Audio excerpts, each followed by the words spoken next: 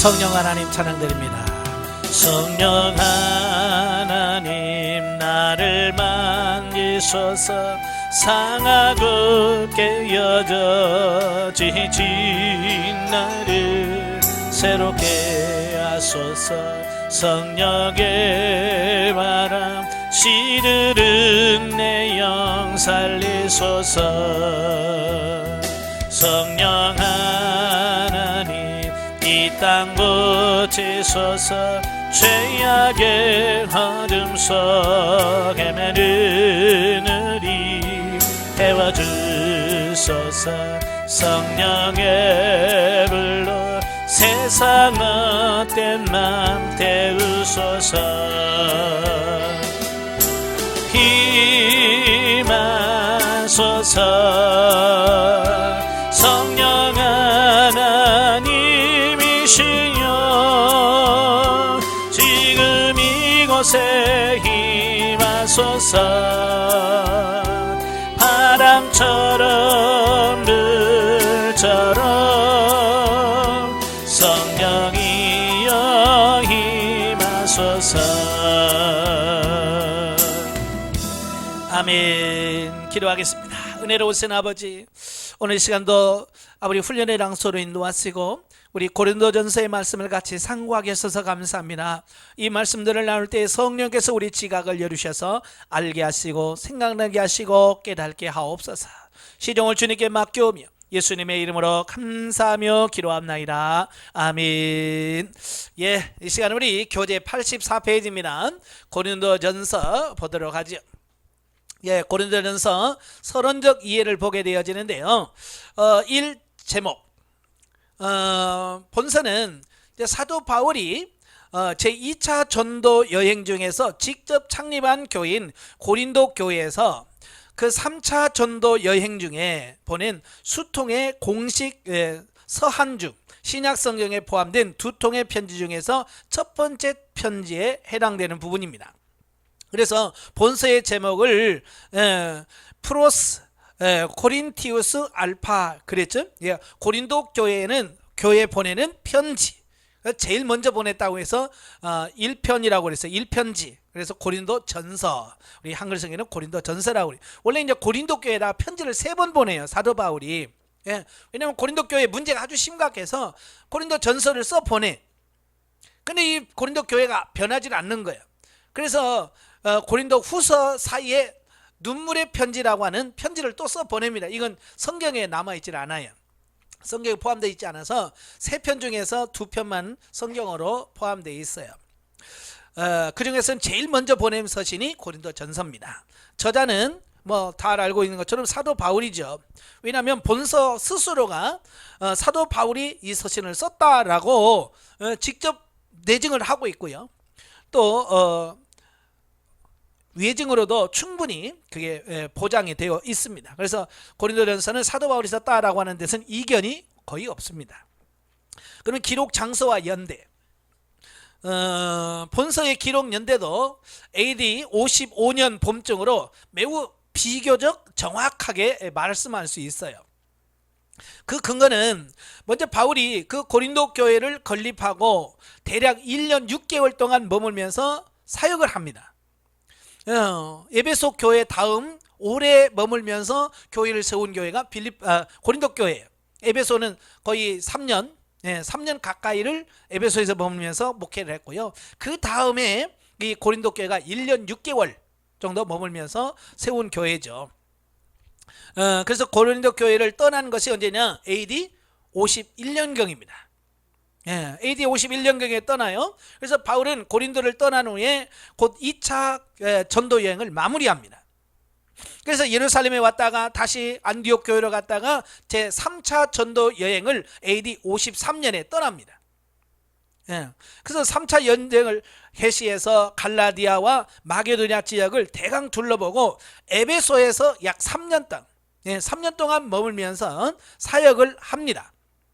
바로 그때 에베소 교회에서 사역을 하고 있는 때에 계속해서 고린도 교회에 문제가 있다고 소식들이 날라오는 겁니다. 교회 상황들이 계속 이래요, 이런 문제가 생겼어요, 이런 상황입니다 라고는 그런 문제들이 계속 나오게 되어지는 거예요. 왜냐하면 사도 바울이 51년도에 나왔잖아요. 그러니까 지금 목회자가 없이, 물론 이제 다른 목회자가 세웠죠. 아볼로도 그때 중간에 있었지만 사도 바울이 떠나고 나니까 어때요? 거기에 이단들도 들어오지, 네? 얼른 뭐 이런 사람도 들어오지. 그래가지고 교회가 막 혼란스러워지는 겁니다.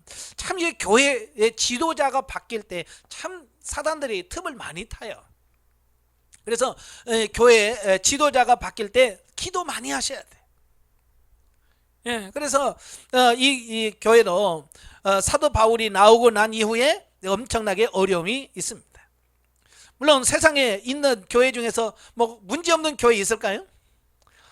예, 다 나름대로 문제가 다 있습니다. 뭐 크든지 작든지 다 문제가 있습니다.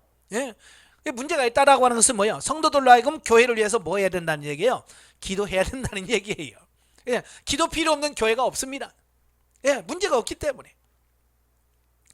그래서 사도 바울은 에베소에 있는 머무는 동안에 급하게 디모데를 파송하기도 하고 디도를 파송하기도 하고, 예, 또 고린도 전서를 기록해서 보냅니다. 그래서 바울은 본서를 쓰면서 16장 8절에 이제 얼마 남지 않는 늦은 봄에 오순절을 보내고 고린도 교회로 가서 겨울을 함께 지내겠다라고 말을 합니다. 자, 이런 것을 통해서 비교적 이 편지를 언제 썼는지를 분명하게 알 수 있다, 그 말입니다. 그래서 바울이 3차 전도 여행 시 에베소에서 체류한 기간인 3년에서 몇 개월 모자라는 대략 2년 6개월 이상 머물면서 바로 그때 AD 55년 봄으로 결론을 내릴 수 있습니다. 자, 수신자. 자, 고린도는 이미 알렉산더 대왕, 이 알렉산더 대왕은 헬라 제국을 건설했던 왕이에요. 네, 그 이전부터 아테네 또 스파르타와 함께 그리스의 3대 도시 중에 하나입니다. 그리고 로마 제국의 그렇게 큰 도시 중에 3대 도시로 큰 도시였어요. 그러다가 로마 시대에 로마에 의하여 속국이 되죠. 그러면서도 그 로마에서도 지중해 해상 교통 요지라는 지정학적 이유 때문에 다른 헬라 도시보다도 번창하여 전 로마 제국 안에서 네 번째 큰 도시입니다. 로마가 제일 크고, 그 다음에 아프리카의 알렉산더가 그 다음에 크고, 그 다음에 안디옥이 크고, 그 다음에 네 번째가 바로 고린도입니다. 그러니까 로마 제국 엄청 크잖아요. 근데 로마의 전 제국 중에서 네 번째로 큰 도시다라고 하면 그 도시가 얼마나 컸는가라고 하는 것을 알 수 있겠죠. 예, 우리 한편 초대 교회사의 그 세계란 곧 로마 제국이었습니다. 이 로마가 전 세계를 지배하는 어떤 그런 시대였거든요. 로마 제국의 중심지는 어디냐면 지중해입니다. 지중해 연안을 다 틀어서 그 로마가 다 쥐고 있으니까요. 모든 권력과 문물이 바다를 통해서 다 모든 게 이루어졌어요. 지금은 비행기라든지 뭐 철도 이런 것이 다 돼 있지만 그때는 뭐 비행기도 없었고 철도도 없었고 오직 교통수단이라는 것은 지중해를 왔다 갔다 하는 배. 그러니까 항로가 매우 발달할 수밖에 없었죠. 그러다 보니까 배가 있다 보니까 어때요? 그 배가 드나드는 항구 도시가 번성할 수밖에 없고 또 많은 사람들이 모일 수밖에 없는 어떤 이런 부분이 생기는 거죠. 예. 그래서 로마 제국의 대도시들은 거의 항구 도시입니다. 배를 타고 움직여야 되니까 큰 도시들은 다 바다를 끼고 있어요.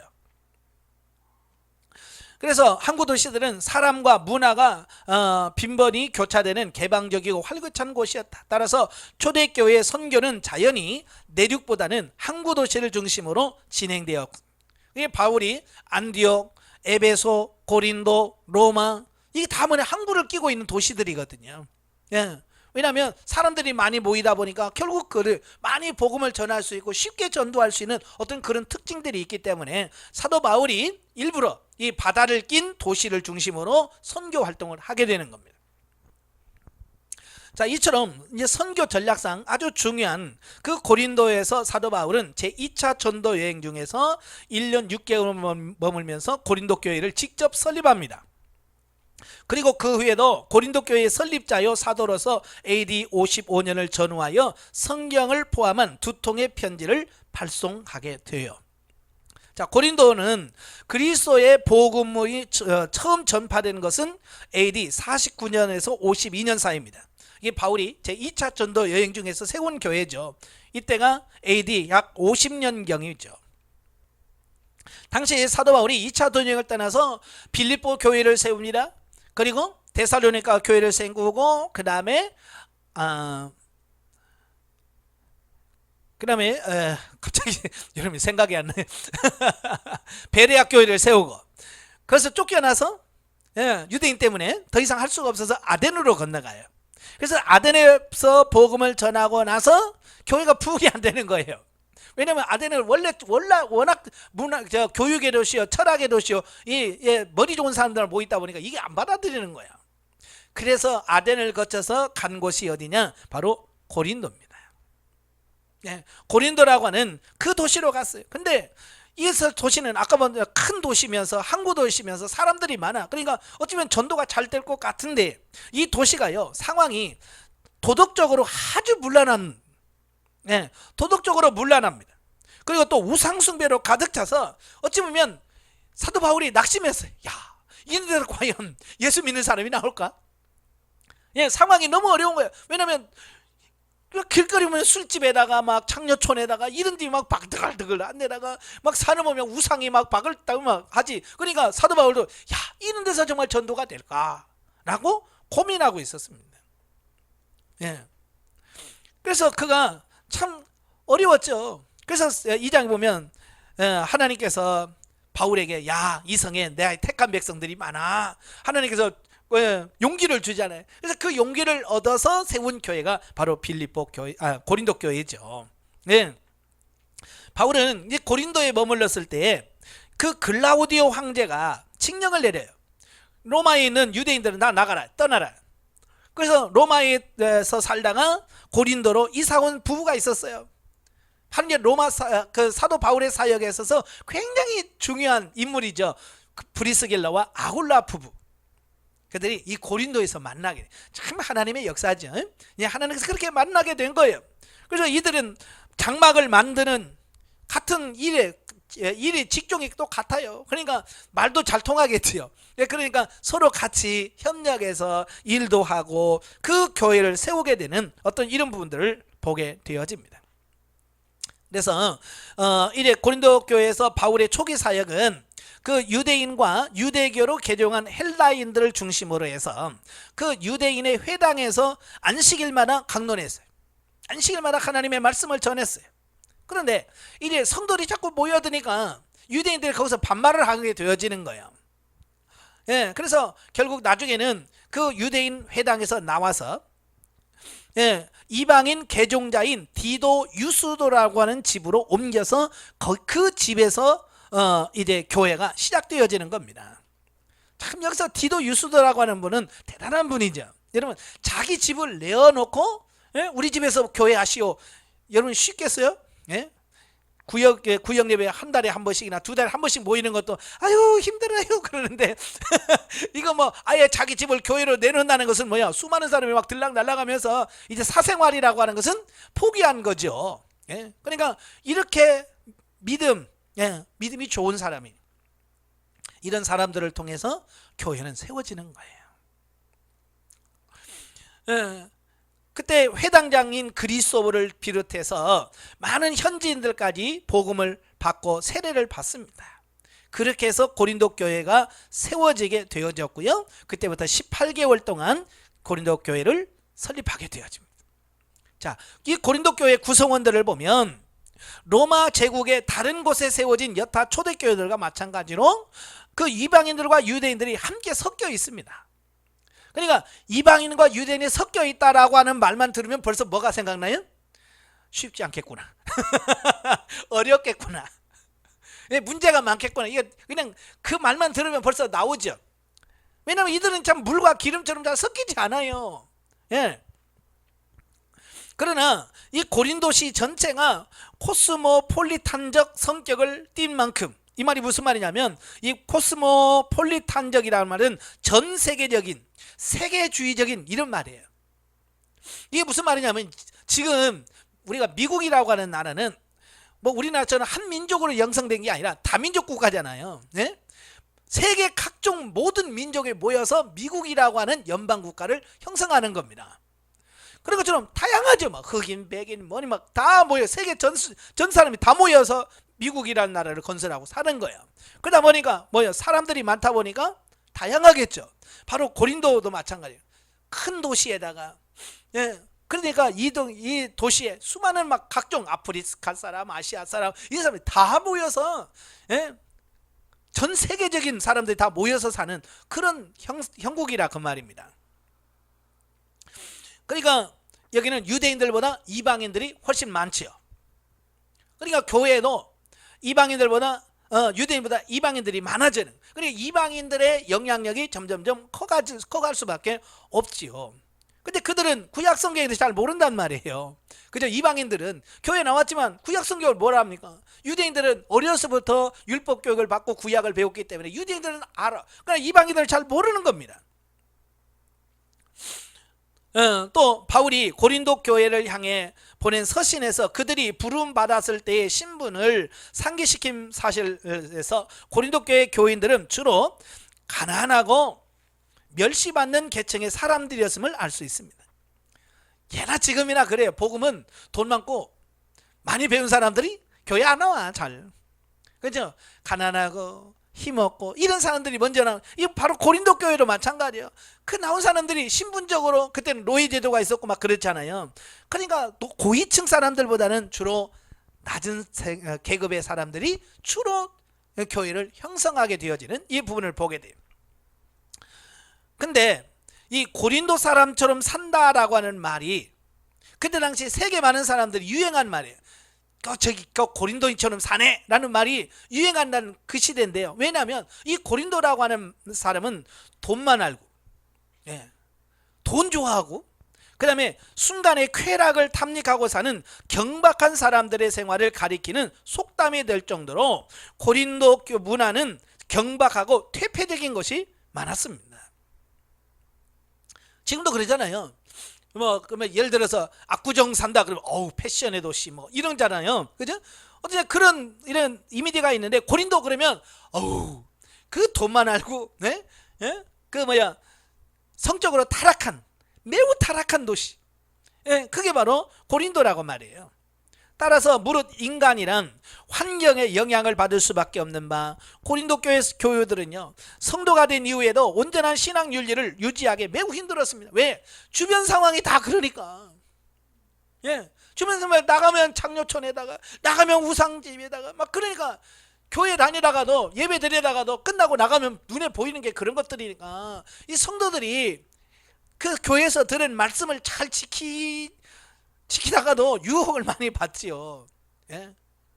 자, 그런 상황인 거예요. 그러니까 굉장히 어려운 상황이라면 환경적으로. 더욱이 사도 바울과 달리 개인의 유익을 위하여 소위 다른 복음을 전하는 거짓 사도들은 그 고린도 교회의 그런 방종과 오류를 오히려 옹호하고 부추겼습니다. 그걸 사도 바울은 아니야 이건 그러면 안 돼 이렇게 단호하게 어떤 성적인 타락이라든지 이런 것들은 거부하게 만들었어요. 그런데 이 이단들은요 그렇게 하면 자기 말을 안 듣잖아요. 그죠? 그러니까 그들이 어때요? 그리 잘못된 사는 사람들을 받아주고 도리어 옹호해버리는 거예요. 괜찮아 사람은 다 그럴 수 있지 뭐. 시대는 지금 그러면서 계속 그걸 죄를 끊도록 해야 되는데 이걸 죄를 못 끊게 되는 거예요. 자, 왜 그러냐면 이런 거예요. 이제 목회자 세계에서 보면 뭐 전혀 뭐 다를 수도 있겠습니다만은 보통 이제 목사님이 직접 자기가 교회를 개척하면 어찌 보면 교회 안에서 말빨이 좀 셉니다. 그죠? 그래서 성도들이 하지 마 이렇게 할 수 있어요. 근데 부임에 간 후임자는요 아무래도 말할 때나 이런 게 약하죠. 그죠? 그래서 성도들이 잘못돼도 그 잘못됐습니다 하지 마세요 라는 말을 잘 못해. 그러니까 그 교회를 세운 바울이 떠나고 나서 후임자들이 오니까 성도들 눈치 볼 수밖에 없지요. 그죠? 그러니까 단호하게 그 음행 같은 거 끊어야 된다 막 이렇게 말을 못하는 겁니다. 그러다 보니까 점점점 어때요? 교회가 타락해버린, 점점점 위기 상황에 빠지게 되어지는 거예요. 그래서 고린도 전후서처럼 엄격한 서신을 고린도 교회에 발송하게 된 동기가 바로 거기 있는 겁니다. 단호하게 사도 바울은 건 아니야 라고 끊어야 되니까 단호할 수밖에 없는 거지. 그래서 고린도는 한마디로 헬라의 소돔과 고모라라고 말할 수 있습니다. 그래서 물질 문명 상황으로는 번영을 구가했지만 도덕적으로는 극히 저급한 도시였습니다. 하지만 복음 전도자 바울은 타락하고 우상 숭배로 오염된 이 도시에 교회를 세우고 사랑과 순결의 복음을 전파했다라는 겁니다. 참 사람들이 착하게 잘 사는 데야 하면 좋겠지만 이런 타락한 곳에 가서 교회를 세운다는 게 참 어렵습니다. 제가 뭐 어느 책에 읽었는데 그 목사님은 어디다 개척이냐면 창녀촌에다가 개척을 한 거예요. 그러니까 창녀들 대상으로 복음을 전하니까 그들이 참 쉽게 되겠어요? 어렵죠. 지금 어찌 보면 그런 상황이에요. 하지만 복음 전도자 바울은 타락하고 우상 숭배로 오염된 이 도시에 교회를 세우고 사랑과 순결을 전파. 그럴수록 더 교회가 필요한 거란 말이에요. 세상이 어두울수록 빛이 필요한 거예요. 죄가 많을수록 뭐가 필요해요? 교회가 필요한 거예요. 근데 보통 보면 목회자들도 저도 개척할 때 보면 뭐 절간 많고 점집 많으면 교회 안 세우거든요. 왜? 어렵다, 힘들다, 개척하기 힘들어 라고 해서 안 해요. 사실은 교회가 필요한 것이 그런 곳이잖아요. 그죠? 잘못된 사람들, 잘못 우상을 숭배하고 귀신을 숭배하는 그들이 있는 곳에 교회가 세워져야 돼. 그러니까 사도 바울은 그걸 잘 아는 거예요. 여기서 먼저 우리는 기독교는 죄를 피하거나 방치하는 운둔의 종교가 아니라 죄가 있는 곳을 찾아가 복음으로 싸워 깨끗하게 하는 전투적 종교임을 다시 한번 깨닫게 됩니다. 그러니까 교회가 뭐 환경 좋고 문화 좋고 자꾸 이런 쪽으로만 교회가 가다 보니까 어때요? 교회는 부흥할 수 있지만 정말 구원해야 될 영혼들은 등한시하는 이런 경우를 보게 돼. 영적으로 깨어있어. 자, 다섯 번째 기록 동기와 배경. 자, 고린도 교회는 대략 AD 50년경에 사도 바울이 제2차 전도 여행 중에서 창립한 교회라고 그랬죠. 자, 그런데 이 교회가 위치한 고린도시는 당시 로마 제국 내에서도 매우 번성한 항구, 그것도 상업 도시예요. 장사꾼들이 많이 모이는 그런 도시란 말이에요. 대부분의 대도시, 특히 항구 도시가 흔히 그러했듯이 고린도시도 각종 문화가 혼재하였는데 초대교회 시대에는 물질 문명을 우선시하는 로마 세속 문화가 왕성한 것은 물론이고 대중이 전통적으로 숭배하던 소위 그리스 로마의 만신 숭배, 그리고 지도층에서 주로 신봉하던 각종 철학적 종교들, 또 로마 군인이나 행정 관료들이 숭배하던 각종 미래 종교들이 각각 떠받드는 우상 숭배가 심각하고 특히 성적인 성도덕이 극히 문란했다라는 겁니다. 그러니까 다양한 사람들이 모이다 보니까 어때요? 그냥 뭐 이렇게 어려울 수가 있는 거예요. 그래서 배운 사람은 배운 사람대로, 못 배운 사람은 못 배운 대로, 또 이 로마 군인들과 행녀들은요 각종 또 자기 자신들만의 미신들이 있어요. 그러니까 군인에 싸움 나간 사람 언제 죽을지 모르잖아요. 그러니까 그들만의 어떤 나름대로 종교들이 있습니다. 그래서 어떤 뭐 그 옛날 영화를 보면 토끼 발을 잘라서 목에다 걸면 안 죽는다 뭐 이런 게 있어서 군인들을 보면 얘다 토끼발 해가지고 여기다가 매달고 그런 게 군인들은 왜냐하면 사냐 죽느냐라고는 어떤 그런 부분이니까 어떻게든지 불안한 것을 이기려고 그런 미신들이 많이 만연돼 있다 그 말이에요. 특별히 성도덕이 문란했어요. 자, 왜냐? 이 항구도시라는 배들이 들락날락 하는 곳이잖아요. 그러니까 뭐 지금은 안 그렇습니다만 옛날에는 여자들이 배에 타면 재수 없다. 그런 속설이 있어요. 그죠? 지금이야 뭐 그런 거 없습니다. 지금도 일부 국가는 그런 게 아직도 있을 거예요. 예? 근데 그때 당시는 아예 그게 많은 거야. 그러니까 배에 여자들이 없는 거죠. 남자들만 선원들이 타고 하는 거죠. 오랜 개월을 하다 보니까 배 생활을 하다 보면 성적으로 뭐예요? 굶주렸다라고 표현할 수 있잖아요. 그러다 보니까 항구 도시들이 있는 곳은 항상 뭐예요? 그들의 성적인 만족을 시켜줄 창녀촌이 항상 있는 거예요. 그러다 보니까 항구 도시는 이런 성적으로 타락할 수밖에 없는, 사실 우리나라도 그래요. 우리나라도 항구 도시 가면요, 한쪽에 가면 다 뭐가 있어요? 다 그 항구 옆에 가면 다 창녀촌이 있어요. 인천도 그렇고요, 예? 부산도 그렇고요, 목포도 그렇고, 큰 항구들은요 다 있어요. 여러분은 그 신경 안 써서 안 보이죠? 예? 다 있어요. 예. 우리 관심 없으니까 있는지 없는지도 몰라. 특별히 고린도는 그런 사람들이 너무 많은 거예요. 그리고 그러다 보니까 사람들이 또 너무 이해타산적이죠. 사람들을 대할 때도 자기가 뭔가 유익이 될 것 같고, 예? 소득이 될 것 같으면 막 쓸가한 게 다 빼주고, 예? 자기 유익이 없을 것 같으면 그냥 매몰차게 차버리는 이런 인간 세계, 아주 살벌하다고 표현할 수 있죠. 이러한 기질의 고린도인들이, 예, 기독교의 복음을 쉽게 받아들이게 하죠. 왜냐하면 그들은 종교에 대한 어떤 그런 부분들이 열려 있어요. 쉽게 말하면 사실 기독교인들은요 닫혀 있어요. 예수 외에는 아니야. 그죠?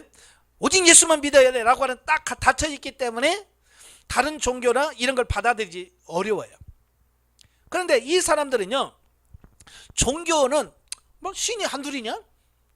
세상에 신이 뭐 널린 게 신인데, 그러니까 이 신을 받아들이는 것은 너무 쉬운 거예요.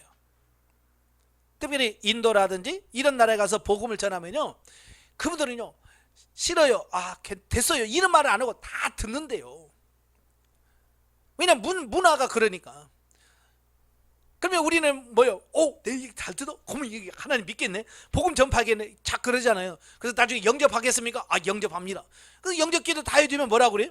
그 신 줘봐요. 우리 집에 신이 100개나 있는데 뭐 신 하나 더 섬긴다고 내가 뭐 더 복 받겠죠, 이런 거예요. 그러니까 우리가 생각하는 그 유일신이라는 게 아니라 거기는 뭐 무슨 신에서 신을 다 이렇게 세워놓잖아요. 그러니까 자기 집에 막 신이 막 100개 200개 내고, 그 신이 많은 게 어쩌면 그게 자랑이고 자부심이고 막 이렇거든요. 그러니까 신을 받아들이는 거 쉬워요.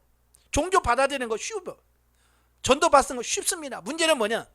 그렇게 안 산다는 거예요. 이 고린도 교회도 마찬가지예요. 쉽게 받아들였어요. 그래? 그렇게 좋은 종교야? 그럼 내가 믿지. 그렇게 받아들이는 겁니다. 근데 문제는 뭐냐? 안 사는 거예요. 못 사는 거예요. 왜냐하면 그들은 혼합주의에다가 성적 문란에다가 무절제에다가 경박함, 또 이런 부분들이 다 있는데 이걸 청산해야 되는데, 교회 나왔다고 이걸 청산하냐? 이게 쉽지 않더라고 말입니다. 그러니까 교회는 이 성도들을 많이 늘었는데 문제가 뭐냐? 이 과거의 죄를 끊고 들어와야 되는데 여전히 교회 와서도 옛날처럼 똑같이 그러는 겁니다. 교회 와서 예배 드리고 가서 바람 피우고, 예? 교회에서 예배 드리고 우상 숭배하는 데 가고, 이렇게 되어지는 거예요. 이게 이제 문제가 심각해지는 거예요. 그래요 사도요 설립자인 바울이 이제 새로운 선교 개척지를 찾아 고린도 교회를 떠나자 고린도 성도들은 곧 각종 오류와 범죄의 소용들에 휘말리게 되었습니다. 이게 완전히 끊었어야 되는데 사도 바울이 하도 엄하게 하니까 조금 끊은 것 같았는데, 사도 바울이 가니까 어때요? 집으로 누구 못 준다고 또 그렇게 하는 거예요. 그래서 지도자가 어떤 지도자가 있느냐라고 하는 게 중요하다고 그랬어요. 네. 그래서 사도 바울이 떠나고 나니까 교회 안에 파당이 생겨버리는 거예요. 그래서 바울파, 게바파, 아볼로파, 그 다음에 그리스도파, 네 파가 나뉘어서 서로 자기들 파당을 지어서, 교회 성도 하나 오면 막 우리 자기 파에 들어오라고 막 서로 많이, 뭐 교회가 하나 돼야 되는데, 뿐만 아니라 극심한 성범죄가 약이 되어도 이를 방치합니다. 그래서 고린도서 5장에 보면 아버지의 아내, 아버지 아내가 누구예요? 자기 어머니잖아. 어머니하고 타락한 사람도 있고, 근데 교회 안에서 그걸 죄라고 말하지 않는다는 거, 이게 문제란 말이에요. 다른 사람이 그건 아니지, 예수 믿는 사람은 그러면 안 돼 라고 말을 해야 되는데 아무도 그 말을 안 하는 거예요. 근데 그게 문제라고 말이에요. 또 상호 간에 소송을 일으키고 교인들끼리 막 서로 세상 법정에다가 고소하고 싸우고, 또 심지어는 성찬식까지 무절제하게 실시하는 그런 오류까지 범하게 되는 거예요. 또 문제는 뭐냐, 교회 내에서의 여성의 지위와 형태가 당시 사람들의 기준으로 볼 때는 너무나 급진적으로 오해될 소리가 있었어요. 그러니까 여성들이 막 교회에 들어오다 보니까 교회에서 여성의 권위를 인정해주고 좀 지위를 높여주니까 이 여성들이 내 눌림받다가 여기서 이제 자리를 피니까 이제 막 거기서 이제 뭐야 누구 말 들어 막 이제 너무 교만해가지고 교회를 막 흔드는 정도까지 가버리는 거예요. 그러니까 세상 사람들 입장에서 보면, 세상 사람 윤리로 보면 말 그대로 개판인 거야. 왜? 질서가 없고 막 그런 거예요. 그래서 세상 사람들로부터 지탄을 받게 되는 어떤 이런 부분이 생겨지는 거예요. 특별히 나중에 고린도 교인을 향해서 야, 너 예배 드릴 때 머리에다, 여자들은 머리에 써라. 자, 그런 말을 하죠. 지금 아랍이나 탈레반에서 뭘 말하고 그래? 여자들에게 뭘 하라고 그래? 예? 히잡 쓰라고 그러잖아요. 그래서 머리 이만큼 내고 어떤 것은 막 아이 까맣게 여기다 막 그물 같은 것만 치고 그렇게 살잖아요. 그때 당시 여성들이 그렇게 살았어요. 근데 문제는 이 고린도 교회에 들어온 성도들이 야, 이런 교회에서는 이거 벗어. 그리고 교회에서는 다 벗고 그냥 이렇게 사는 거야. 근데 문제는 뭐냐면 그때 당시 사회 문화가 뭐냐면 창녀들만 모였을 때는, 창녀들이 모여있는 곳은 그런 거 안 썼어요. 그러니까 이건 교회인데 교회 안에 있는 여자들이 다 이걸 안 쓰고 바글바글 모여 있는 거예요. 그러니까 밖에서 예수 안 믿는 사람들이 들어봤으면 뭐라고 생각하겠어요? 교회라는 걸 모르니까 이건 창녀촌인가?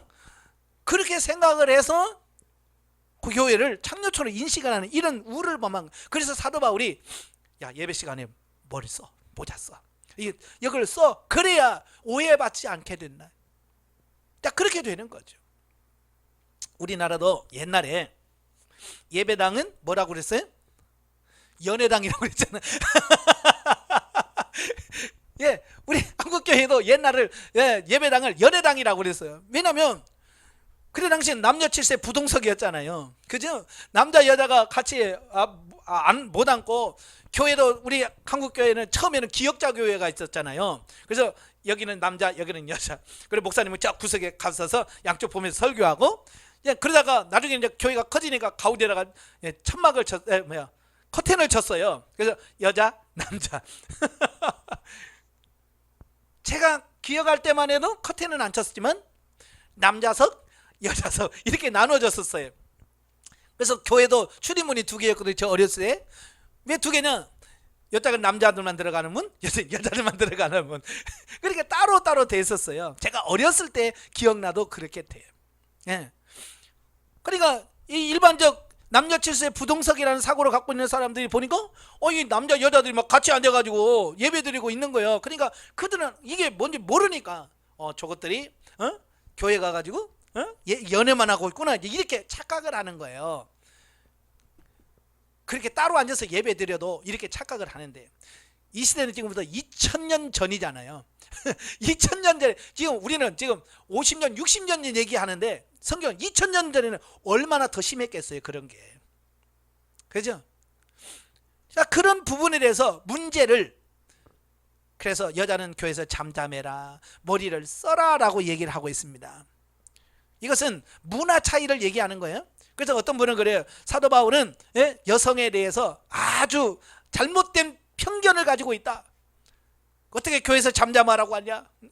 근데요, 그때 당시는 그렇게 할 수밖에 없었던 거예요. 왜? 사람들이 그때 전체적인 그 시대 문화상 그럴 수밖에 없는 거죠. 자, 지금도 우리나라도 마찬가지예요. 예배 드릴 때 미니스커트 입고, 지금 이거 나시 옷 입고 교회 오면 뭐라고 그래요? 뭐라고 하는 교회 많아요. 그래서 심지어 목사님 큰 옷을 입고 어떻게 교회 오냐고 막 그런 목사님도 있습니다. 나중에는 나시 평범하게 입고 들어올 때가 될 거예요. 그 뭐냐, 문화적인 차이지, 그죠? 그게 이제 점점 시대가 가면 이것이 바뀌게 돼요. 그래서 지금도 뭐 천주교는 아직도 이걸 문자적으로 지킵니다. 그래서 예배 시간 되면 뭐 하얀 손수건 같은 거 뒤집어 쓰고 하잖아요. 이걸 문화적인 걸 이해를 못하고 봐라, 성경에서 머리를 쓰라고 했잖아, 그러니까 써야 돼, 이제 그렇게 되어지는 거예요. 이걸 진리와 문화 이런 걸 구분할 수 있어야 돼요. 아시겠죠? 그래서 성경을 해석할 때도 이 문화적인 이런 부분들을 잘 알고 해석을 해야 돼요. 그렇지 않으면 아직도 오늘날에도 이 여자는 교회에서 잠잠할지니라 막 그거 가지고 여자는 교회에서 시끄러 조용해 뭐 이렇게 된다면 이건 문자적으로만 이해한 거예요. 아시겠죠? 예. 또 만연하는 우상 문화에 휩싸인 성도들이 이에 어떻게 적절히 대처할 것인가 하는 문제가 다른 도시보다도 더욱 큰 문제가 부각되어집니다. 왜? 우상 숭배가 너무 많다 보니까 그 문제가 많아질 수밖에 없는 거죠. 그리하여 고린도 교회의 문제에 대하여 직간접적으로 듣고 있는 바울은 고린도 교회를 떠난 지 대략 3, 4년이 경과한 AD 55년경에 에베소에서 디모데 등의 사역자를 고린도 교회로 급파하는 밤일면 마침 사도 서신을 발송함으로써 고린도 교회의 오류를 시정하도록 촉구하고자 본서를 집필했다. 이게 이제 목적이에요. 배경이고요. 자, 그러면 고린도 전서의 특징을 보면 여타 서신들이 대개 각종 위기에 직면한 각처의 초대교회 성도들을 따뜻한 향한 따뜻한 위로와 격려 또는 주요 교리의 사도적 천명 등을 위하여 기록된 반면에 본서와 고린도후서는 전반적으로 오류를 범한 고린도 교회의 문제를 엄격히 책망하고 시급한 갱생을 권면하고자 하는 동기에서 기록되어서 다른 서신서에 비해서 볼 때 심각하고도 엄한 분위기가 두드러진다. 그러니까 고린도 전후서를 보면 좀 엄해요. 하라 하지 마라 라고는 명쾌한 이런 분들이 많아요. 왜? 심각한 오류를 갖고 있거든요. 뭐 모든 교회가 다 오류가 있어요. 데살로니가 교회로 교회 나름대로 뭐 오류가 있었고, 빌립보 교회는 빌립보 교회대로, 에베소 교회는 에베소 교회대로 문제가 있었어요. 그러나 그 서신들을 보면 어때요? 대부분이 따스한 그들을 이해하고 포용하는 이런 느낌을 받아. 근데 고린도 교회는 그렇지 않아요. 책망이 많아요. 왜냐하면 그 교회 상황이 그리 만만치 않은 상태였기 때문에 그렇다라는 겁니다. 우리도 그렇잖아요. 성도들이 잘하는데 목사님이 막 열내고 설교할까요? 안 되잖아요. 교회 상황이 얼마나 심각하면 강대상에서 큰 소리 칠까요? 그러니까 상황이 얼마나 어려운지 이걸 봐야지. 우리도 그래서 고린도도 그런 측면에서 볼 수 있어야 되고요. 두 번째, 교리 서신 중에서 가장 현실적 구체적인 신앙생활의 원리를 제시해 줍니다. 즉 같은 교리서인 로마서와 갈라디아서들은 구역사 전체의 전반적인 원리 자체보다 충실하여 신앙 원리의 현실 적용 내지 실천적 권면을 원칙적인 촉구의 수준에 머물고 있다. 그러니까 로마서나 갈라디아서 보면 원론 이신칭이 우리가 믿음으로만 구원을 받는다 라고 하는 그 원론적인 부분에 특히 많은 강조를 해요. 그죠?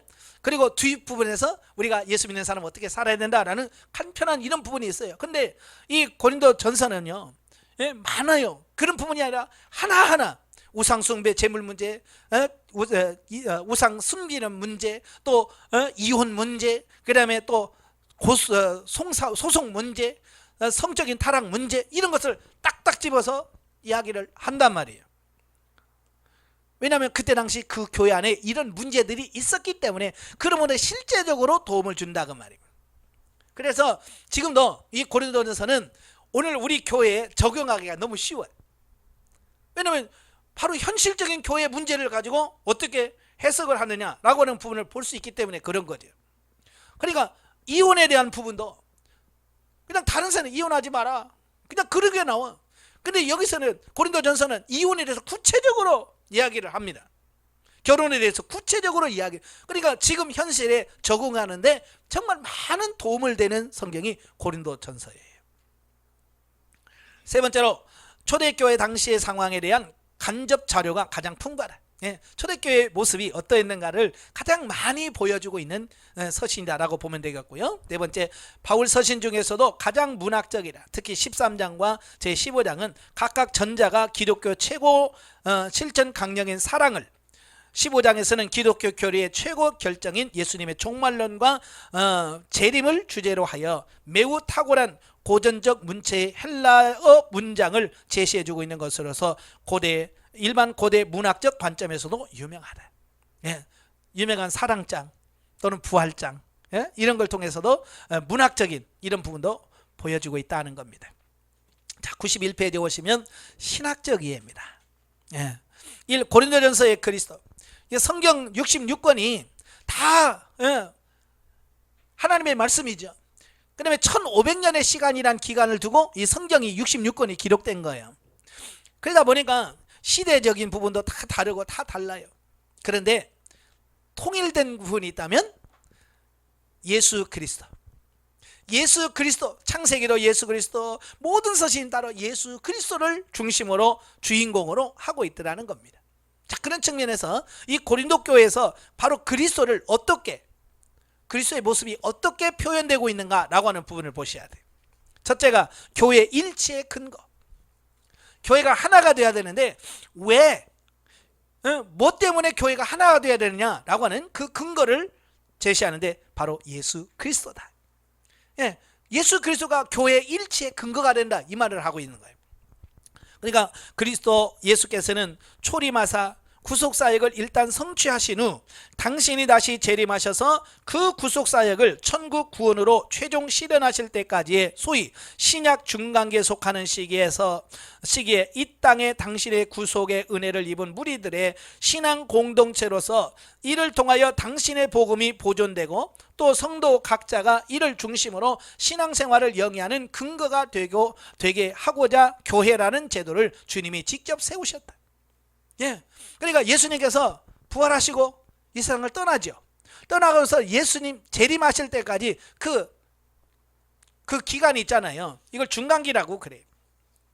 이 신약 중간기 속에 하나님께서 교회를, 예수님께서 직접 교회를 세우시고 그 교회를 통해서 예수님이 재림하실 때까지 신앙인들이 모여서 각자의 신앙을 지키도록 만드셨다는 말입니다. 그래서 이 교회라고 하는 것은 뭐냐?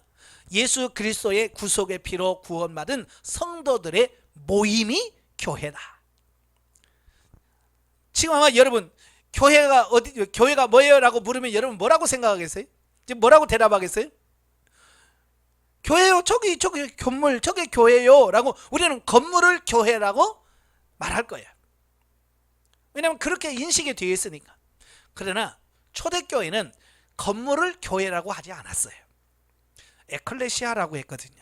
에클레시아라고 하는 말은 뭐냐? 예수 그리스도의 피로 구원받은 성도들의 모임이 에클레시아, 교회였어요. 그러니까 이 건물이 교회가 아니에요. 지금 여러분이 이렇게 모여 있잖아요. 모여 있는 우리 모임, 이 모임이 에클레시아, 교회였던 거예요. 아시겠죠? 근데 시간이 점점 흘러가면서 이제 그 모임 구성원이 교회가 아니라 자꾸 건물 쪽으로 가버린 게 이제 이게 문제가 된 거죠. 따라서 교회 구성원인 성도 각자는 모두 다 오직 그리스도 예수님을 통하여 구원을 받아 성도가 되고 그리스도가 직접 성도의 공동체를 세우신 유일한 기관인 교회를 통하여 그 신앙을 영위하는 존재라는 점에서 동일하다. 그러니까 우리 모두는 예수 그리스도 통해서 구원받았고 예수 그리스도께서 세우신 교회 안에서 같이 살 수 있도록 만들어 주셨다는 거예요. 그러니까 이걸 가능하게 만든 게 뭐냐? 예수 그리스도다. 사실은 여러분하고 저하고 뭐 공통점이 뭐 있어요? 없어요. 근데 공통점이 있다면 예수 그리스도를 통해서 같이 구원받았다는 거예요. 그죠? 그래서 우리는 믿음의 한 형제요, 믿음의 가족이요. 그래서 우리가 이게 예수 그리스도라는 것 때문에 하나가 될 수 있는 거예요. 예수 그리스도 빠지면 나를 어떻게 알아? 그렇잖아요. 예수 그리스도 빠지면 여러분하고 무슨 상관이 있어요? 아무 상관없어요. 그러나 예수 그리스도가 구원을 이루셨기 때문에 우리는 예수 그리스도 이름으로 같이 모여서 한 형제가 되고 같은 자매가 되고 같은 교회원, 공동체가 되는 거다. 이걸 말씀해 주고 있는 겁니다. 두 번째, 그러므로 교회 안에서 성도는 단순히 평화와 상호 번영을 위해서라는 실천적 차원에서가 아니라 교회 존재 자체가 궁극적으로는 오직 한 분 예수님과 그분 안에서 신앙을 근거로 하고 있다는 사실에 필연적으로 그 구성원인 성도들 사이에는 일치가 되어야 한다. 예, 그래서 이 교회라고 하는 성도들은요, 각자가 일치하는 데다가 초점을 맞춰야 된다라고 말합니다. 그래서 이 교회 안에는 분쟁이나 다툼과 이런 게 있으면 안 돼요. 교회가 갈라지면 안 되고요. 여러분의 교회는 과연 어떻습니까? 하나 됐습니까? 예? 하나 되도록 힘쓰셔야 돼요. 또한 교회 외에는 주님께서 성도들의 공동체로 인정한 기관이 없으므로 결국 그가 성도라면 절대적으로 교회 안에서 일치된 삶을 살아야 한다. 예. 그래서 하나님은 이 교회를 통해서 역사하시고 교회를 통해서 구원을 이루어 가시는 것을 보게 되어집니다. 자, 그런데 이 교회라고 하는 이런 이 교회의 범위를 아까 말한 이 건물로 자꾸 축소시키고 너무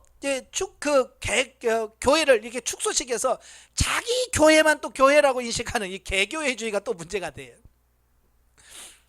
하나님이 말씀하신 예수님의 그 교회는 우주적 교회를 말합니다. 어찌 보면 대한민국에 있는 교회나 일본에 있는 교회나 중국에 있는 교회나 미국에 있는 교회나 이게 다 하나라.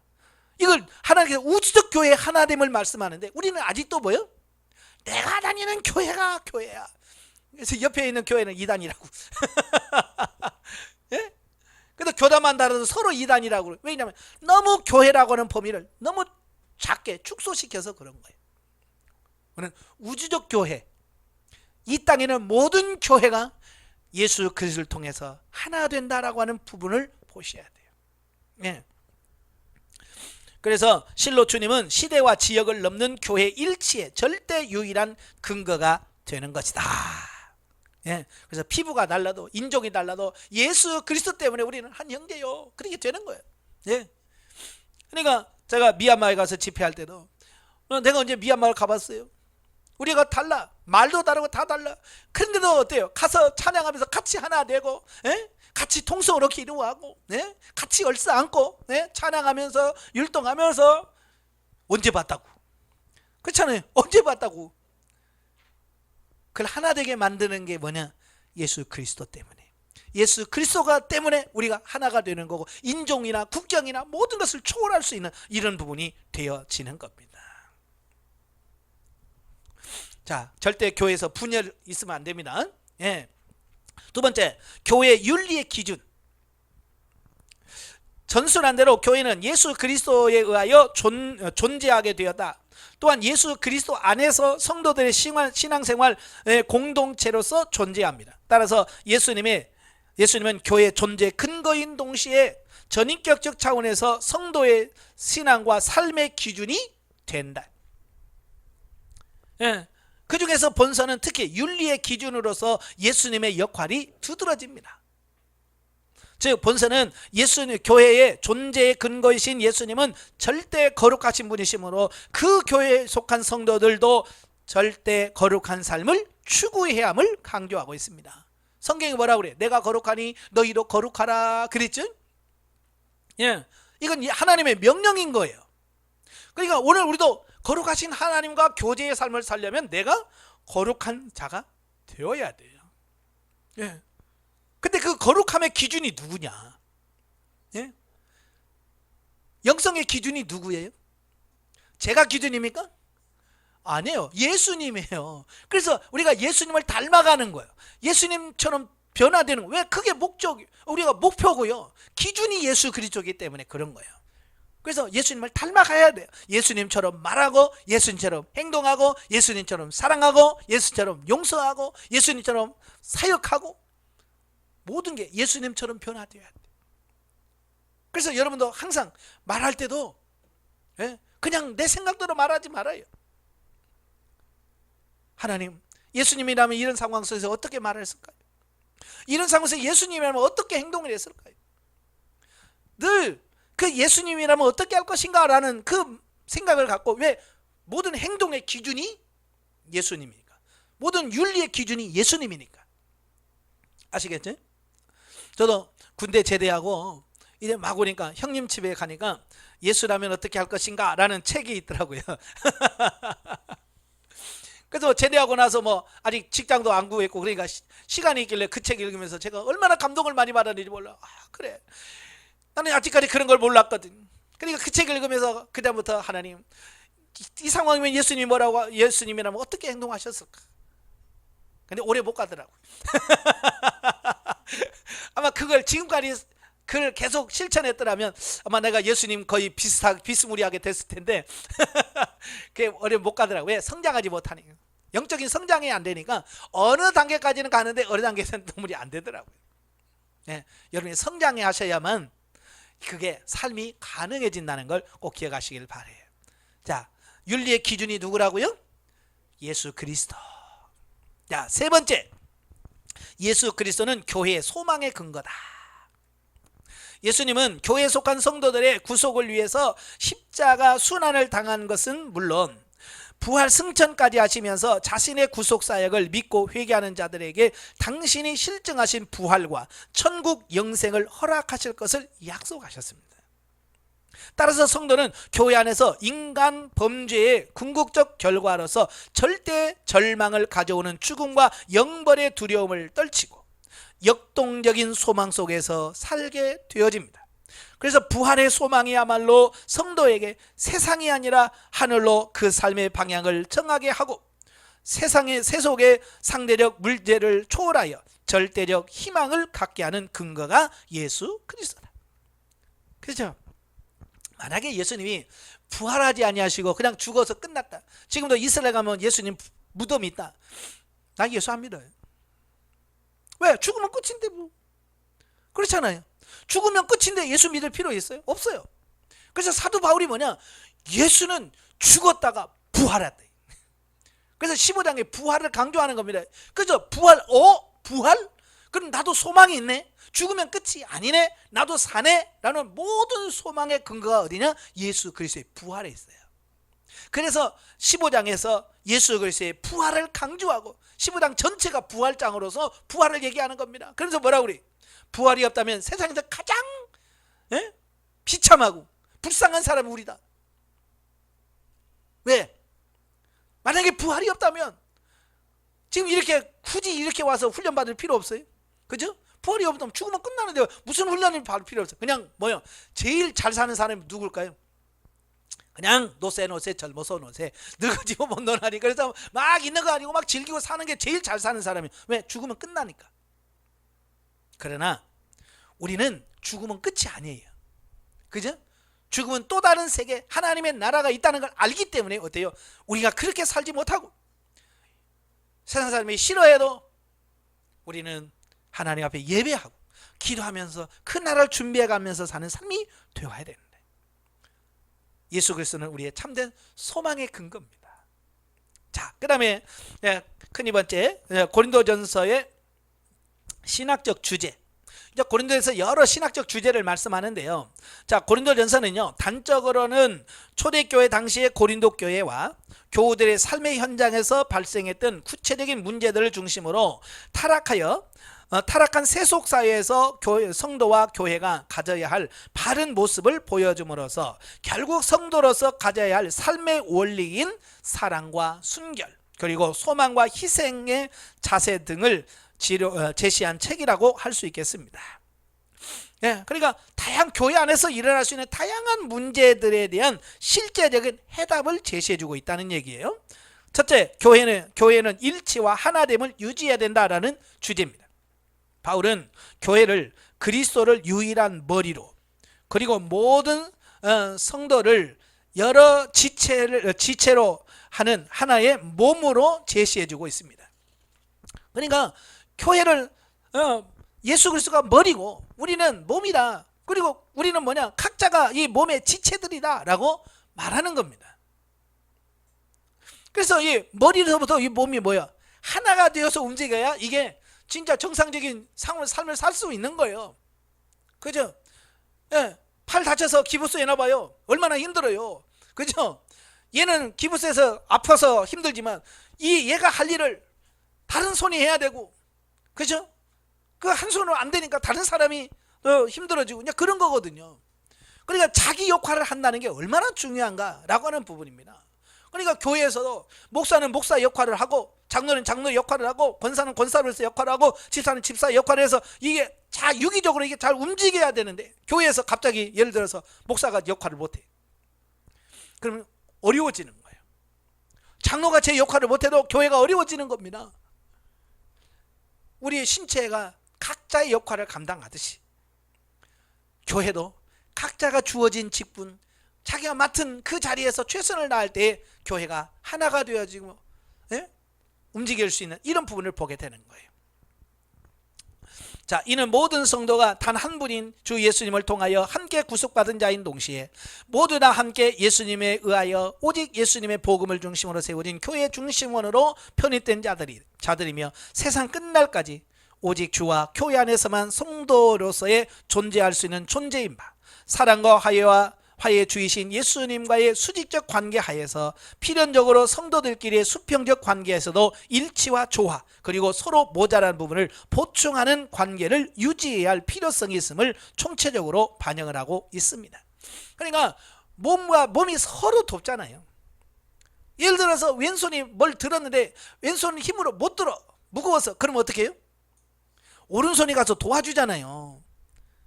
그렇잖아요. 마찬가지로 교회에서도 마찬가지예요. 누가 어떤 집사가 무슨 일을 하는데 못해. 그러면 왜 못하냐 이게 아니라 가서 같이 도와주고 같이 들어주고 그러면 된단 말이에요. 그렇게 이게 서로 교회라고 해서 서로 하나 되어서 서로 돕고 협력해서 그 교회를 세워가야 된다. 이 이야기를 고린도전서를 통해서 우리에게 말씀해주고 있는 겁니다. 두 번째로 교회는 절대 윤리를 향해야 된다. 교회에 속한 각 성도는 구주이시며 또한 전 교회의 주권자이신 우리 주 그리스도의 절대 거룩함과 순결을 가지신 유일한 분으로서 성도들에게 자신의 본받을 것을 명령하셨습니다. 예. 너는 나를 본받으라. 내가 그리스도를 본받는 것처럼. 사도 바울이 그러잖아요. 예. 우리가 본받을 대상이 누구냐? 예수 그리스도다. 예수 그리스도가 살았던 그 삶을 본받아야 된다. 따라서 성도와 교회는 단순히 다른 세속 공동체보다 상대적으로 우월한 윤리를 유지하는 것을 만족하지 말고 하나님의 창조와 역사의 섭리와 원리에 근거하여 절대 윤리를 유지해야 됩니다. 자, 이게 뭐냐? 교회가 세상 사람들보다 조금 나으면 안 돼. 교회가 우리는 너희들 같이 그렇게 거짓말 안 해. 너희는 거짓말 100 가지면 우리는 50밖에 안 해. 이거 아니란 말이에요. 교회는 절대 예수 그리스도. 그러니까 세상에 뭘 하든지 상관없어. 우리는 예수님이 용서를 할 때 베드로가 그러잖아요. 3번 하는데 우리 7번 하면 됩니까? 세상은 3번까지, 율법사들은 3번까지 용서해 주라고 그래. 근데 사도 바울은 베드로는 7번 하면 좋겠습니까? 세상보다 배나 더 한단 말이에요. 그래서 예수님 뭐라고 그래요? 야, 너 진짜 잘하다 그랬어요? 아니잖아요. 야, 하루에 70번을 7번씩이라도 해라. 용서해라. 세상의 기준에 맞춘 게 아니라 우리는 예수 그리스도의 기준에 맞춰야 된다. 이걸 말씀해 주고 있는 겁니다. 이걸 절대 윤리라고 그래요. 우리는 절대 윤리를 따라야 되는데 우리는 세상 윤리만 또 못할 때가 너무 많은 거예요.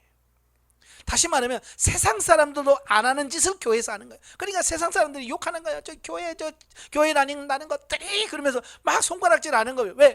윤리적으로 그들보다 낫지 못하니까. 그래서 여러분 영성훈련 받으신 분들은요, 세상 사람들보다 윤리적이 나아야 돼요. 조금 나을 정도가 아니라 예수님처럼 사셔야 돼요. 그래서 안디옥 교회 성도들을 사람들이 뭐라고 그랬어요? 그리스도인이라 그랬잖아요. 저건 진짜 예수님 닮은 사람들이다. 꼭 예수님처럼 사는 사람들이다. 그게 그리스도인이에요. 근데 우리는 크리스찬이에요. 나 그리스도인이에요 라고 말할 때 그냥 교회 다닌다고 그리스도인이 아니에요. 예수님처럼 사는 사람이 그리스도인인 거예요. 아시겠지? 예. 그 다음에 세 번째, 성도의 몸은 곧 성전이다. 예. 성전이 뭐냐? 눈에 보이는 건물이 아니라 바로 우리 자신, 우리 몸이 하나님의 거하시는 성전이다. 이걸 가르쳐 줍니다. 구약시대 성전이란 하나님의 임재를 나타내는 상징적 초소였습니다. 따라서 이제 제3위 성령이 내주하시는 성도의 몸은 상징적 처소에 불과했던 구약의 성전을 뛰어넘는 참 성전이다. 따라서 성도는 비단 성생활뿐만 아니라 범사에 있어서 그 몸의 정결과 품위를 유지하도록 힘써야 된다. 그래서 우리 몸이 성전이기 때문에 죄로 우리 몸을 더럽히면 안 되는 거예요. 그래서 뭐라고 그래? 성전이 더럽혀지면 내가 그를 멸해버리겠다. 성전을 더럽히는 자는 멸해버리겠다. 이 성전 가지고 죄짓고 타락하면 무너뜨려버리겠다. 그래서 우리 성전을 잘 관리하셔야 돼. 아시겠죠? 네 번째, 결혼의 가치와 그 제한성을 바로 알아야 한다. 자, 결혼은 하나님의 사랑의 법적 보장, 그리고 인간 혈통의 보존과 인생의 각종 보호를 위한 신성한 제도로 주신 은혜로 준 제도이다. 참 세상에서 결혼만큼 좋은 제도가 없는 것 같아요. 참 저도 신기해요. 한 번도 만나본 적이 없는 남녀가, 서로 각기 다른 남녀가 만나서 어느 순간 여보 자기 하면서 사는 거 보면 참 신기해요. 그잖아요? 그런데 그걸 누가 만드셨느냐? 하나님이 만드셨다라고 하는 거예요. 예. 자, 그럴 때 그러나 이는 이 세상에 속한 것일 뿐이므로 신앙의 유익을 위해서는 유보될 수도 있고 또 그럴 필요도 있다. 그러니까 하나님께서 만들어 놓은 그 좋은 제도를 할지라도 하나님을 위해서는 나 결혼 안 해요. 나는 오직 독신으로 하나님만 섬길래 라고 본인이 선택해서 할 수 있다라고 표현하고 있습니다.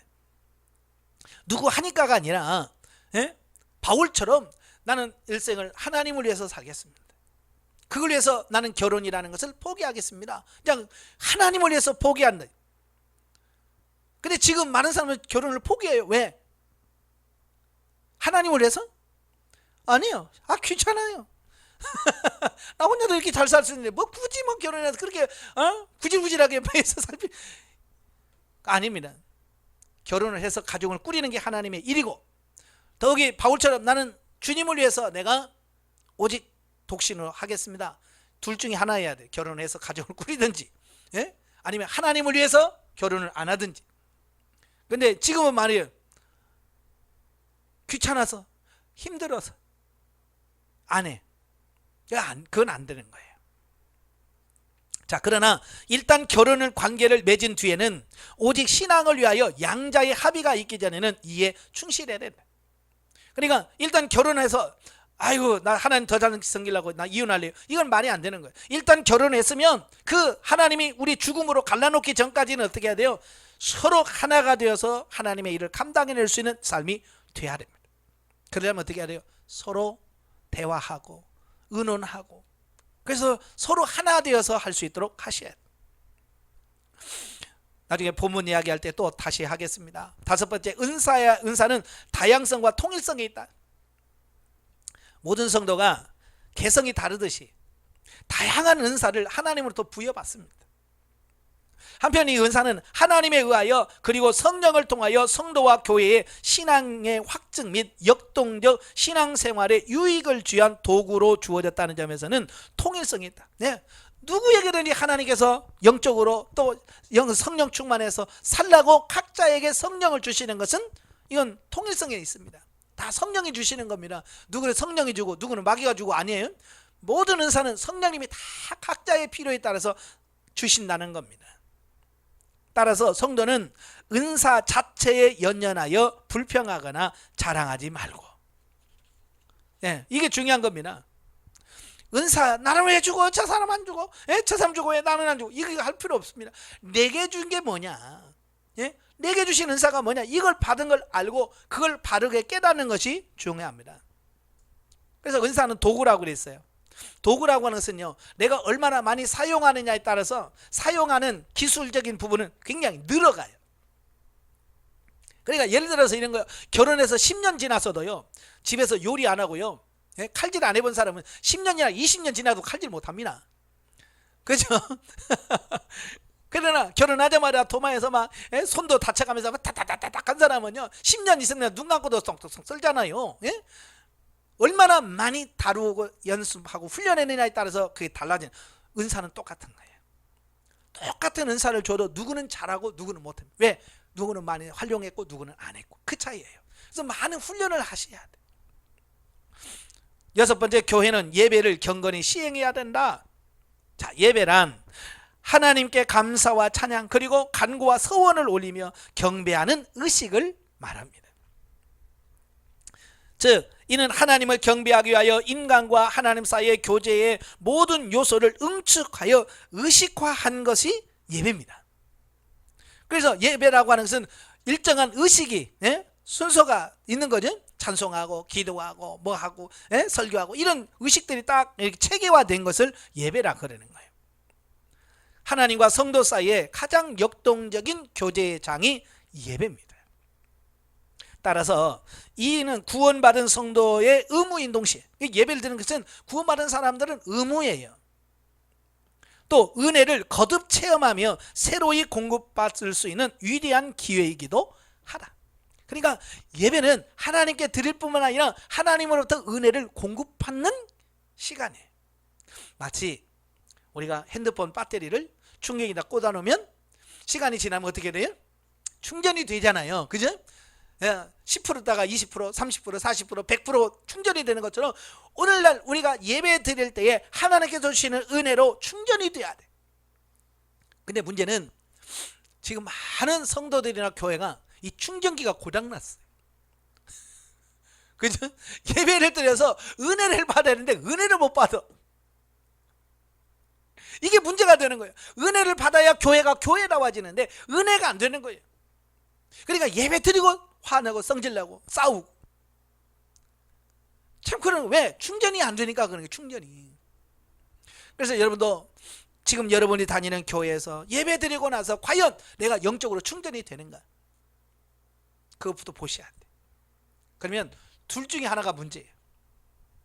교회에서 충전을 못 시켜주는 게 그게 문제일 수도 있고, 교회에서 아무리 충전을 시켜도 내가 고장나가지고 아무리 많은 전기를 내보내도 여기서 그걸 못 받아들이는 경우도 있습니다. 잘 보셔야 돼. 내가 문제인가? 교회 문제인가? 그래서 빨리빨리 고쳐가셔야 돼. 수리를 해야 충전이 되죠. 또한 그 예배의 대상이신 하나님은 죽은 신이 아니라 살아계신 분으로서 역사와 우주의 창조하여 주관자이시면서 절대 거룩과 공의의 하나님이시다. 따라서 하나님께 드리는 예배의식은 경건히 집중돼야 돼. 하나님께 드리는 예배는 정말 집중해서 하나님 앞에 경건하게 드리셔야 돼.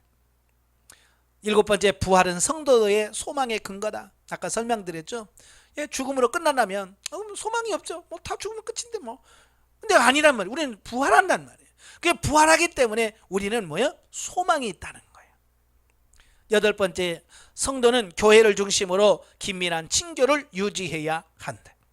무릇 인간이란 모두 다 유한한 존재로서 그 환경의 영향을 받을 수밖에 없으며 또 살아가는 도중에 크고 작은 역경을 피할 수 없는 유약한 존재이다. 따라서 성도는 성도끼리 깊은 교제를 나눔으로써 서로 모자란 부분을 보충하며 큰 위안과 기쁨을 얻을 수 있으며 또 그래야 한다.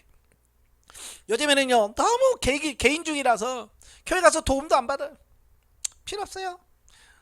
남이 어려울 때 도와야 되는데 나도 뭐 안 받았는데 뭐 그래서 서로 안 주고 안 받기 이렇게 되어지는, 그건 아닌 거예요. 교회라는 것은 서로 도움이 필요할 때 도움을 주고 내가 또 필요하면 도움을 받고 그러면 서로 주고받고 하면서 이게 우리가 하나라고 하는 이 유기적인 하나가 되어지는 거예요. 근데 요즘에 보면 성도들이 그냥 예배 시간 다 돼서 그냥 쏙 교회에 들어와요. 그래서 앉아서 예배 드립니다. 축도 끝나려면 약간 휙 뭐 친교가 있나요? 교제가 있나요? 뭐가 있나요? 그냥 단순히 예배만 참석하고 그냥 가. 그게 문제가 되는 거예요. 그래서 성장이 안 됩니다. 서로 위로하고 서로 도움이 되는 그런 교인이 되셔야 돼. 자, 세 번째, 고린도전서와 현대 성도. 고린도전서는 단적으로 이방 땅에 설립된 갓 5년이 경과한 고린도 교회에 그 복음의 순성을 상실하고 극성하는 세속 문화와 동화된 나머지 각종 오류를 시정하기 위해서 쓴 책이죠. 그래서 이 책들을 보면 그 초대교회 교회상 안에서 어떤 문제가 있었는지 구체적으로 우리가 이런 문제가 있었구나, 이런 문제가 있었구나 라고 하는 부분을 알 수 있고, 또 현대 성도 교회 보서 이런 문제가 있어요. 고린도 교회 이렇게 처리했구나. 그래서 그걸 통해서 우리 현대 교회에 그대로 적용할 수 있는, 어찌 보면 이 교회, 현대 교회에 가장 잘 적용할 수 있도록 적용하기 쉬운 성경이 고린도 교회, 고린도 전서라고 보시면 돼요. 왜냐하면 문제가 거의 비슷비슷하거든요. 옛날 그 교회 문제나 지금 교회 문제나 거의 거기서 거기에요. 뭐 교회 문제라고 해봐야 성적인 문제, 그 다음에 물질적인 문제, 또 이혼 문제, 그 다음에 또 우상숭배 문제, 뭐 이런 것들, 그런 것도 뭐 옛날이나 지금이나 똑같이 교회 안에서 이루어지는 일들이거든요. 바로 그때 고린도 교회에서 사도 바울이 이렇게 처리했지, 그럼 지금도 이렇게 하면 되겠네 라고 하는 실제적인 도움을 받을 수 있는 성경책이 바로 고린도 전서다라고 보면 돼요. 자, 세속 문화는 본질상 그 옛날 하나님을 떠나 스스로 타락하고 이제 인간까지 타락시킨 사단이 지배하는 문화로서 인본주의, 현세주의, 이기주의를 그 핵심으로 합니다. 이 세속 문화는 뭐예요? 하나님을 떠난 사람들이 사는 문화를 세속 문화라 그래요. 바로 이 세속 문화는요, 사실 가인과 아벨이 누구예요? 아담과 하와의 아들이잖아요. 가인이 아벨을 쳐 죽입니다. 돌로 쳐 죽여. 그래서 하나님의 징계를 받고 어떻게 해요? 육이 되죠? 보냅니다. 그래서 그 가인, 하나님을 떠난 그 가인의 후손들이 발전시킨 게 뭐예요? 그게 문화예요. 그래서 하나님을 떠난 사람들이 성을 쌓고 에녹성을 만들죠. 그 다음에 그들이 음악을 만들고 악기를 만들고, 왜냐하면 하나님을 섬기면서 기쁨이 있는데 이들은 하나님을 떠나니까 그런 기쁨이 없는 거야. 그러니까 자기들끼리 악기 만들어서 띵똥띵똥 그러면서 자기들끼리 좋아하는 거예요. 그래서 악기들은 다 세속에서 나온 거예요. 그러니까 이걸 사단이 지배하는 문화예요. 그러니까 근본적으로 이건 인본주의적이고 세속주의고 타락하고 이기적이라는 부분이 그 세속 문화 속에 다 들어있는 겁니다. 또한 절대 창조자이신 하나님의 주권을 거부하고, 타락한 데서 나오니까 하나님에 대해서 하나님의 주권을 거부하게 되죠. 그 다음에 거짓신 또는 무신론을 내세우게 됩니다. 그래서 요즘 락 음악이라든지 헤비메탈이라든지 이런 걸 보면 하나님을 찬양하는 게 아니야. 사단을 찬양하고 사단을 우상화시키고, 자, 이런 음악들이 생겨난 거거든요. 왜? 세속에서부터 발생되어진 부분이기 때문에 그렇습니다. 뿐만 아니라 오직 각종 유욕 충족을 그 삶의 유일한 동기로 간주합니다. 이상의 비록 그 본인들이 무슨 말로 미화시키고 있다 할지라도 결국 세속 문화의 본질이에요. 그러니까 세속 문화와 기독교 문화가 하나 될 수 없는 게 본질적으로 출발점부터 다르기 때문에 이게 하나가 되기 어려워요. 한편 교회란 이미 천국 구원을 확정받은 성도들의 공동체이지만 분명히 세상 끝날까지는 이 땅 위에 존재해야 하는 성도들의 지상 공동체다. 참 이게 중요한 거예요. 교회는 이미 하나님께서 구원받기로 작정된 자들이 모여, 그래서 교회라는 공동체를 만들었지만 여전히 천국에 간 게 아니라 이 땅에 살고 있단 말이에요. 이 땅에. 자, 그래서 우리가 교회가 필연적으로 이 땅에 살다 보니까 교회와 세상은 상호 관계를 맺을 수밖에 없다. 왜? 세상 안에 교회가 존재하기 때문에 세상의 영향을 받을 수밖에 없고, 세상과 관계를 맺을 수밖에 없는 겁니다. 그러므로 교회는 소극적으로는 교회의 순결을 유지하며 적극적으로는 복음을 전파함으로써 세상 속에서 하나님의 나라를 확장해 나가는 전진기지가 되어야 한다. 그러니까 소극적으로는 우리들이 거룩해져야 돼. 그러나 적극적으로는 그들에게 나가서 예수 믿고 구원 받으시라, 우리 같이 천국 가자라고 복음을 전도하는 이런 적극적인 사명이 우리 교회에 있다라고 하는 것을 말씀해 주고 있습니다. 뿐만 아니라 교회는 세상과 필연적으로 관계를 맺되 세상에 동화되는 것이 아니라 세상을 복음화해야 한다는 겁니다. 세상을 따라가면 안 돼. 이걸 세속화라 그래요. 교회가 세상을 따라가서 세상처럼 사는 것을 세속화라 그래. 이거 아니에요. 우리는 그들을 끌어와서 복음화시키는 삶이 되셔야 돼. 예. 그러기 위해서는 교회를 교회되게 하는 것이 본질이요. 교회의 힘의 근원인 복음의 진리를 늘 새롭게 각성하여 그 순수성을 유지하고 그를 통하여 성도 각자가 성숙해져야 한다. 이래서 우리가 영성훈련을 통해서 영혼이 성장 성숙해야만 이 모든 삶을 살 수 있는 겁니다. 실로 지금 이 순간에도 과거 복음의 순수성을 상실하여 심지어 교회와 성도들까지 성도로서의 신분까지 상실 위기에 처했던 고린도 교회들에게 보내진 사도 바울의 이 편지는 시대를 뛰어넘어 세속사에 살아가는 현대 교회와 성도들에게 자성의 메시지를 그치지 않고 있다. 따라서 우리는 이런 맥을 먼저 파악하고 난 후 본서에 나타난 고린도 교회의 여러 개별적 문제를 우리의 모습에 비춰보는 거울로 삼고 그에 대한 바울의 교훈의 원리를 우리 문제에게 적용시켜야 할 것이다. 그러니까 성경은 거울로 주셨다고 그랬잖아요. 여러분, 거울 보는 목적이 뭐예요? 누굴 보기 위해서 거울을 보는 거 아니죠? 차에 달린 이 사이드미러나 백밀러는 나가 아니라 뒤에 오는 차를 보기 위해서 거울이 붙어져 있어요. 그러나 그 외에는 모두가 나를 보기 위해서 거울이 존재하는 겁니다. 그러니까 성경을 보면서 나를 봐야 돼. 근데 우리는 나를 보지 않고 자꾸 성경 보면서 남을 보는 거예요. 이거 김 집사님 이야기네. 이건 권사님 이야기네. 이거 아닌 거예요. 내 얘기지 남의 얘기가 아니에요. 설교를 듣거나 성경 읽으면서 내게 주신 말씀. 아멘. 내게 주신 말씀으로 받고 그래 맞아 내가 사랑하지 못했구나 아버지 사랑할 수 있게 해주세요 라고 기도해가면서 혹시 내가 아직도 이 문제가 끊어지지 않았구나 그래서 죄를 끊고 그런 삶을 사셔야 돼. 자, 구속사적 예보죠. 99페이지 고린도전서 4장 20절에 하나님의 나라는 말에 있지 아니하고 오직 능력에 있음이라 그랬죠. 하나님의 나라에 합당한 성도들로 세우고자 성령의 권능을 주시고 올바른 삶을 살아가도록 도우시기 위해서 고린도 교회에 은사를 주셨다. 우리를 유익을 주시려고 은사를 주신 겁니다. 그러나 그들은 교만과 음행 등의 어리석음을 드러냈다. 바울은 본서를 통해 그러한 거룩하지 못한 생활들을 책망하고 회개를 촉구하고 있으며 신실한 디도를 보내 악습을 실형하고 잘못된 가치관에 대하여 바르게 가르치며 다양한 은사를 받은 성도들이 지체라는 것을 강조하며 은사에 대한 바른 이해와 인식 그리고 실행을 독려하며 올바른 신앙생활에 이르도록 하고 있다. 그래서 여러분들도 이 고린도전서를 잘 읽으시고 여러분이 영적으로 성장하는 데 도움이 되셔야 돼요.